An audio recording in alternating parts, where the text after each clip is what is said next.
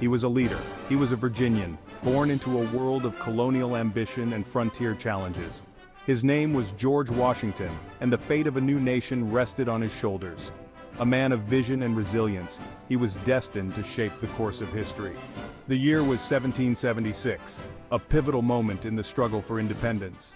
A band of rebels, the Continental Army, dared to challenge the might of the British Empire. They were outnumbered and outgunned, but their spirit was unbreakable. Washington was their commander, a beacon of hope in the darkest of hours. His leadership was the glue that held the fragile cause together. Washington was not a career soldier like many of the British he opposed. He was a man who learned the art of war through experience and sheer determination. He was a planter, a surveyor, a man of the land. His roots were deeply embedded in the soil of Virginia, giving him a unique perspective on the fight for freedom. He was a leader who inspired by example, not by fear. His presence on the battlefield was a source of strength and courage for his men. He shared the hardships of his men. He understood their sacrifices, having endured the same cold winters and faced the same relentless enemy. Washington's empathy and unwavering resolve made him not just a general, but a symbol of hope and perseverance. The summer of 1776 had seen the colonies declare their independence. It was a bold move, a defiant cry for liberty, but the path to freedom was paved with blood and sacrifice. By December, the Continental Army was reeling. Defeats mounted. Hope dwindled. The British, confident and well-equipped, seemed invincible. The American spirit was near its breaking point. Desertion was rampant. Supplies were low. The future of the revolution hung by a thread. Washington knew he had to act. The stakes were incredibly high and the fate of the revolution hung in the balance. He needed a victory, and he needed it fast. His troops were weary, their morale was low, and they were desperate for a sign of hope. His plan was audacious, bordering on desperate. It was a bold move that could either turn the tide of the war or end in disaster. He would cross the icy Delaware River on Christmas night. The element of surprise was crucial, and he knew the enemy would least expect an attack in such conditions. It was a dangerous gamble, but one he felt he had to take. The night was frigid, the cold biting through even the thickest of clothing. The river, choked with ice, was treacherous. Each step was a battle against nature itself, with ice floes threatening to capsize their boats. The wind howled like a banshee, its icy fingers clawing at their faces and making every movement a struggle. Yet, Washington and his men pressed on. Their determination was unwavering, driven by the hope of a better future. They were ill-equipped, many without proper shoes or warm clothing. The harsh winter conditions made their journey even more grueling. They were tired, hungry, and afraid, but their general was with them, sharing their danger. His presence gave them the strength to keep moving forward, despite the overwhelming odds. Section 4. The Spirit of 76.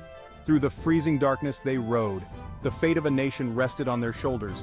The spirit of 76, that burning desire for liberty, fueled their courage. Washington's leadership was unwavering. He spoke few words, but his presence was a beacon in the storm. These were not professional soldiers. These were farmers, shopkeepers, blacksmiths. Ordinary men who had taken up arms for an extraordinary cause. They believed in Washington. They believed in freedom. Section 5. Victory at Trenton. Dawn broke over the snow-covered fields of Trenton, New Jersey. The Hessians, German mercenaries hired by the British, were caught completely by surprise. The Americans, emboldened by their daring crossing, attacked with ferocity. The battle was brief and decisive. The Hessians, disoriented and outnumbered, were quickly overwhelmed. It was a stunning victory, a much-needed boost for the American cause. Section 6. A turning point in history. The victory at Trenton was more than just a military triumph. It was a turning point in the war. It showed the world that the American spirit was not broken. It breathed new life into the revolution. The crossing of the Delaware became a symbol of courage, determination, and sacrifice. It showed the world what a small group of dedicated individuals could achieve against overwhelming odds. Section 7. A Legacy of Freedom. Today, as we celebrate the 4th of July, we remember the legacy of Washington and his brave men. Their determination and vision laid the foundation for the freedoms we enjoy today. We remember their courage in the face of adversity. They stood firm against overwhelming odds, driven by a belief in a better future. We remember their sacrifice in the name of liberty. Many gave their lives so that future generations could live in freedom and peace. The story of the Delaware crossing reminds us that freedom is not free. It was a pivotal moment that showcased their resilience and strategic brilliance. It must be fought for.